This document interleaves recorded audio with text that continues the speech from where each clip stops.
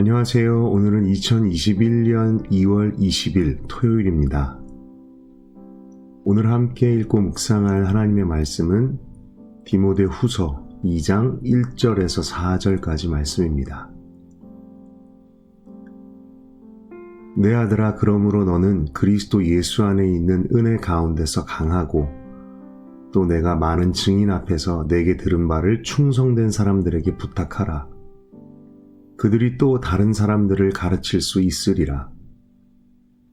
너는 그리스도 예수의 좋은 병사로 나와 함께 고난을 받으라. 병사로 복무하는 자는 자기 생활에 얽매이는 자가 하나도 없나니 이는 병사로 모집한 자를 기쁘게 하려 함이라. 오늘 본 말씀에서 바울은 디모데에게 몇 가지 당부의 말씀을 전하고 있습니다.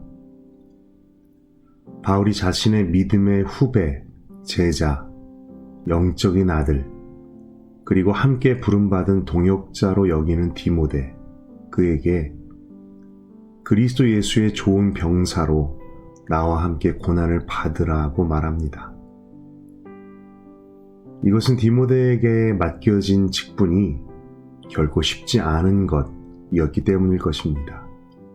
마치 군대의 병사들처럼 전적으로 헌신하고 열심을 다하고 자신의 사리사욕을 채우는 욕심이나 이기심이 없어야만 한다는 것이지요. 그리고 가장 중요한 것은 자신을 병사로 부르니 바로 예수님께 전심으로 섬기고 따라야만 할 수 있는 것입니다. 그런데 이것은 특별한 사역을 맡은 디모데와 같은 그런 이들만의 이야기는 아닐 것입니다. 우리 모두가 그리스도인으로서 믿는 바에 합당한 삶, 복음에 합당한 삶을 살기 위해서도 똑같은 것일 것입니다. 그러나 현실에서 우리는 때때로 혹은 너무나 자주 예수님의 좋은 병사가 되지 못하는 것 같습니다.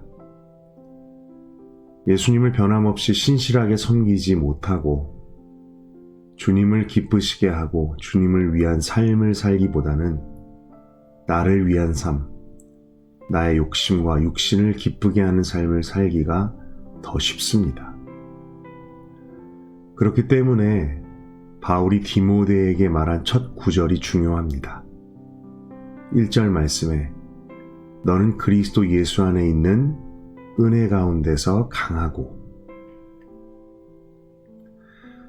오늘의 양식 본문에는 미국의 남북전쟁 당시 아브라함 링컨과 북부 군대의 이야기가 나옵니다. 당시 남북전쟁 중에 탈영병에 대한 처벌은 사형이었지만 북부 군대는 탈영병들을 거의 처형하지 않았다라고 합니다. 왜냐하면 그들의 총사령관인 아브라함 링컨이 그들을 거의 모두 사면해 주었기 때문이었습니다. 군대의 기강을 위해서도 그들을 반드시 처벌해야 한다는 반론에도 불구하고 전투의 두려움에 굴복한 병사들을 링컨이 이해하고 그들을 사면해 주었을 때 오히려 북부군의 병사들은 더욱 그들의 사령관에게 충성을 다하게 되었다라고 합니다. 이것은 오늘 우리들에게도, 믿는 우리들에게도 깊이 생각하게 하는 이야기인 것 같습니다. 연약한 우리들, 실제로 탈영병과 폐잔병과 같은 실패와 실수를 거듭하는 우리들, 그런 우리들을 다시 일어서게 하고 충성하게 하는 것은 우리를 부르신 예수님의 은혜와 용서를 깊이 깨닫게 될 때입니다. 희한하게도 우리는 율법과 열심으로는 강해지지가 않습니다. 오히려 나의 연약함이 더 드러나고 나에게는 소망이 없다는 것을 더 깨닫게 되지요. 자칫 잘못하면 믿음 자체가 흔들리게 될 때도 있습니다. 하지만 우리가 은혜라는 것이 어떤 것인지를 알게 될 때, 은혜라는 단어가 현재 나의 삶에 살아있는 의미로 다가올 때 오히려 우리는 연약함에도 불구하고 강해질 수 있습니다. 은혜로 충만하신 예수님, 우리의 약함을 이해하시고 우리의 실패를 용서하시는 주님, 높은 보좌 위에서 낮은 나를 보시고 그 보좌 가운데서 내려오셔서 내가 처한 깊고 깊은 그 상황 가운데로 찾아와 주시는 예수님, 겸손하고 애통하며 통회하는 심령을 결코 외면하지 않으시는 주님,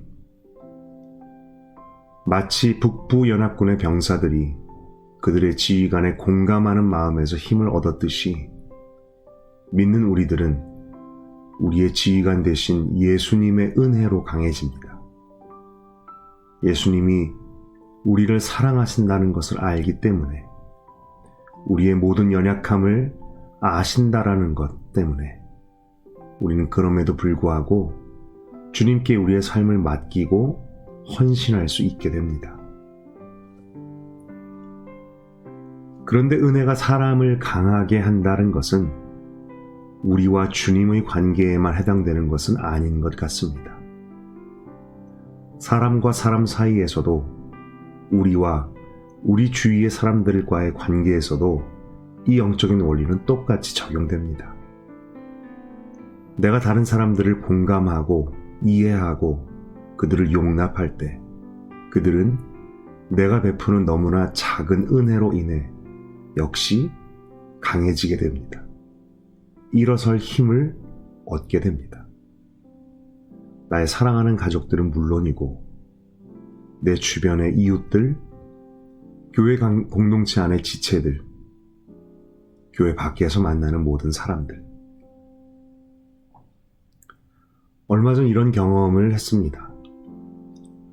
함께 일하는 사람들의 말과 태도가 참 거슬려서 왜 저러지? 라는 생각으로 많이 언짢아 했었습니다.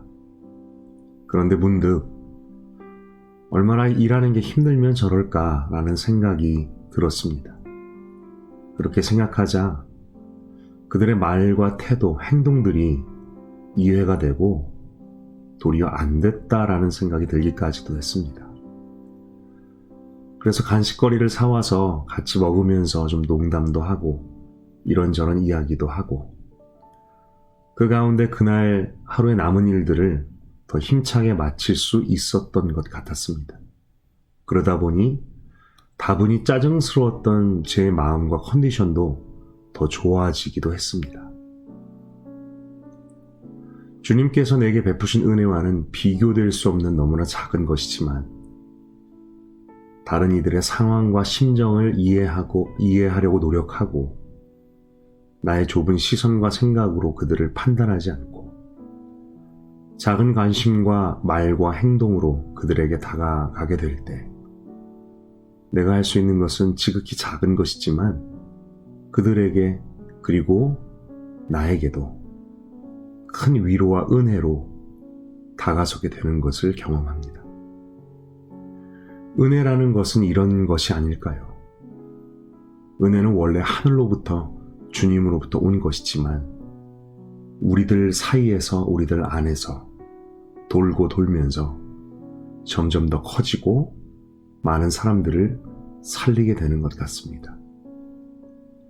주님께서 우리에게 은혜를 베푸실 때에도 그 은혜가 우리들 사이에서 흐르고 움직이는 것을 더 원하지 않으셨을까요? 우리가 하루하루 우리의 삶 속에서 강함으로 살 수 있게 되는 원동력, 그것이 바로 주님의 은혜인 것을 믿습니다. 나의 약함을 깨닫고 용납하시고 나의 모든 것을 아시는 주님의 은혜 안에 거하는 것, 그것이 우리가 오늘을 실족하지 않고 설 수 있는 원동력이 됩니다. 그리고 뿐만 아니라 너무나 작고 연약한 나이지만 내가 베풀 수 있는 작은 은혜들이 내 가족을, 내 이웃과 친구들을, 다른 사람들을 역시 일으키고 살리게 되는 것을 또한 믿습니다. 이것이 바로 은혜의 신비, 은혜의 비밀 같습니다. 말씀을 함께 묵상하는 우리 모두가 그 은혜의 비밀을 깨닫고 경험하는 오늘 살 수 있기를 소망합니다.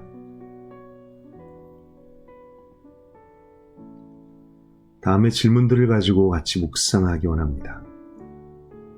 어떻게 예수 그리스도의 은혜가 우리를 강하게 하고 주님을 섬길 수 있는 힘의 원천이 될 수 있을까요? 당신은 강하고 실패하지 않을 때와 반대로 약하고 넘어졌을 때 언제 더 주님을 가까이 느끼십니까? 당신은 오늘 당신의 삶 속에서 어떻게 가족과 이웃들을 강하게 하는 작은 은혜를 베풀 수 있을까요? 함께 묵상하기 원합니다.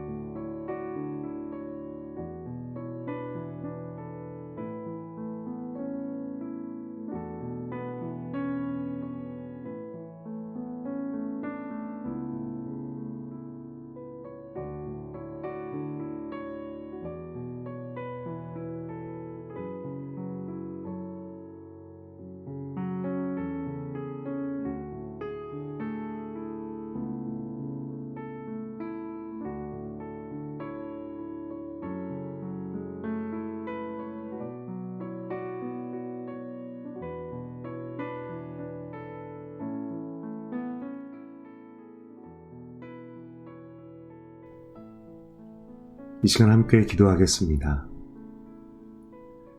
하나님 아버지, 은혜라는 단어가 우리가 너무 익숙한 나머지 그 깊은 의미를 잃어버리지는 않았을까요? 다시 한번 은혜를 묵상합니다. 나의 연약함에도 불구하고 주님이 나를 용납하시고 내 모습 이대로 품으시고 사랑하여 주시기 때문에 내가 오늘을 믿음으로 강함으로 살 수 있게 됨을 배웁니다. 하나님, 믿음을 착각하지 않게 하여 주시옵소서. 우리의 연약함을 알고 매 순간 주님을 의지하게 하소서. 그리고 주님께서 베풀어 주신 그 은혜로 다른 이들, 나의 가족들과 사랑하는 사람들 뿐만이 아니라 내가 만나는 모든 사람들을 보게 하여 주십시오. 하나님 아버지, 정말 우리의 시선과 시각이 바뀌기를 원합니다. 우리의 삶을 그 은혜를 보고 은혜의 눈으로 보게 하시고 내 주변의 사람들도 그 은혜의 눈으로 바라볼 수 있도록 도와주시옵소서. 아버지, 간절히 기도하오니 우리 모두 주신 하루가 받은 은혜를 깊이 누리고 또 그 은혜를 삶 속에서 조금씩 또 흘려보내는 그런 하루 되게 하여 주시옵소서. 예수님의 이름으로 기도드렸습니다. 아멘.